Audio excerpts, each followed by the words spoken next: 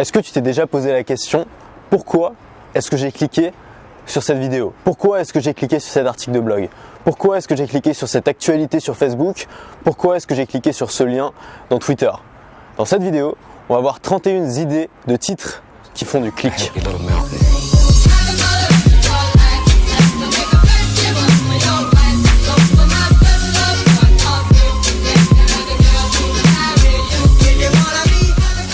Le titre, c'est un peu comme l'emballage de ta vidéo ou de ton article. Il fait partie de l'expérience de découverte de ton contenu, mais c'est pas tout. Il faut aussi que le contenu soit à la hauteur du titre et ça, c'est très important.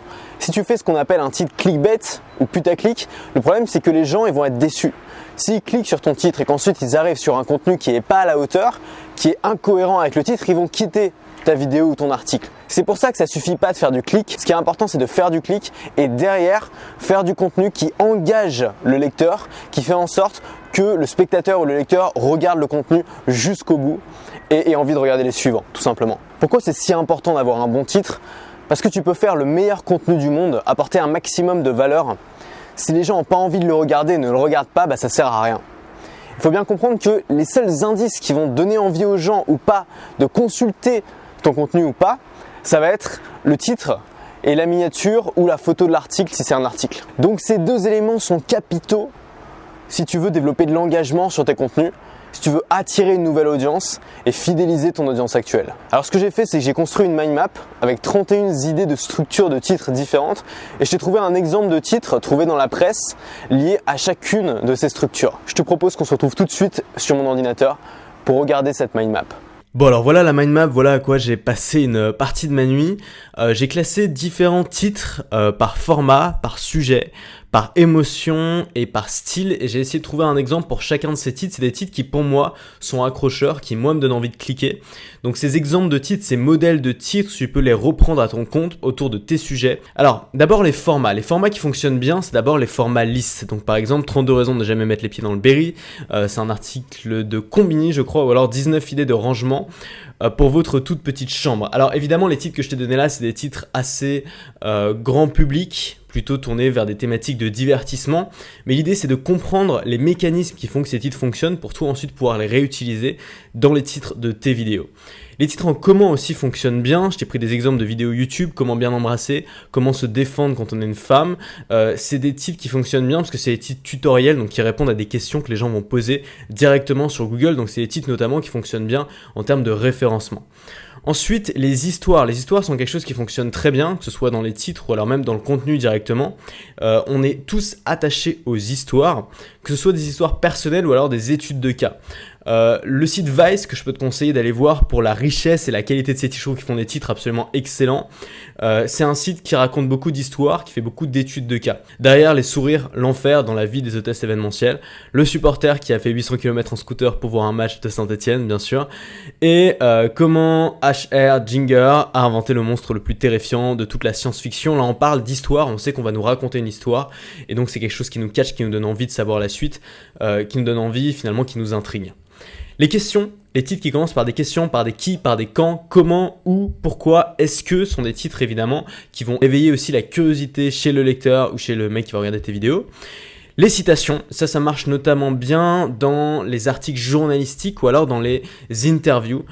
Par exemple, cette vidéo prise sur Le Monde, les circuits financiers extrêmement tortueux, donc on reprend des mots qui sont forts, qui ont été cités probablement par quelqu'un d'important.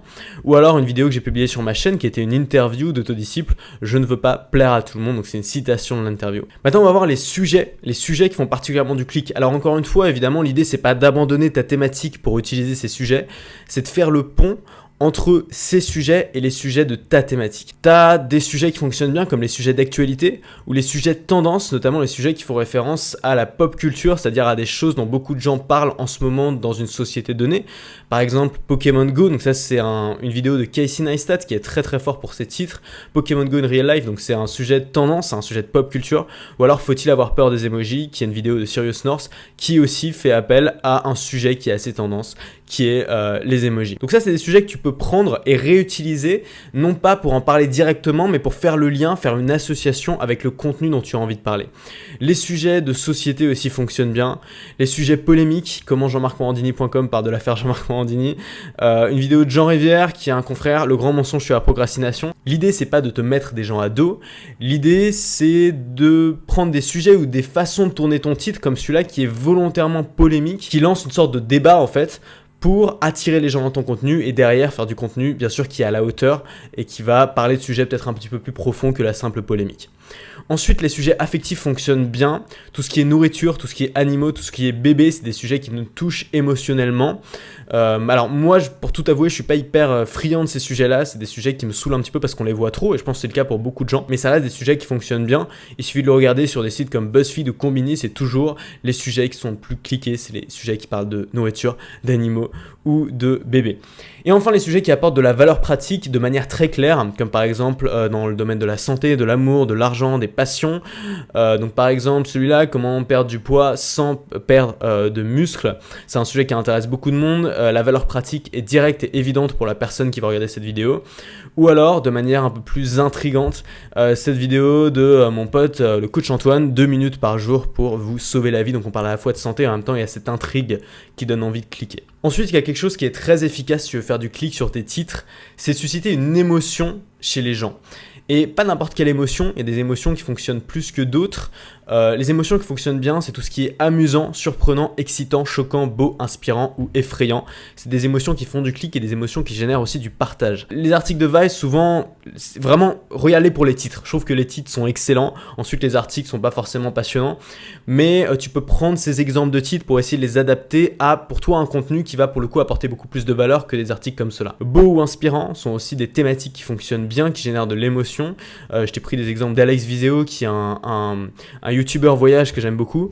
Ensuite, les styles, je peux donner quelques styles en plus que tu peux utiliser pour tes titres qui sont des styles qui sont un peu hors concours. C'est pour ça que je les ai mis ici, ça rentre pas tellement dans les autres catégories, mais ça fonctionne assez bien aussi.